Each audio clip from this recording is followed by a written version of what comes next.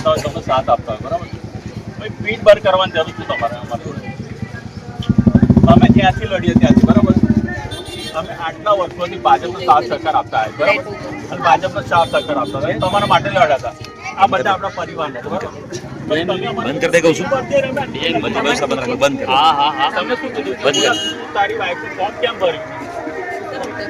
ના પણ એ તો કરો બરાબર છે તમે મને સેટિંગ પૈસા માટે જ બોલાવ્યો પૈસા માટે આવ્યો ના જો મારી પાસે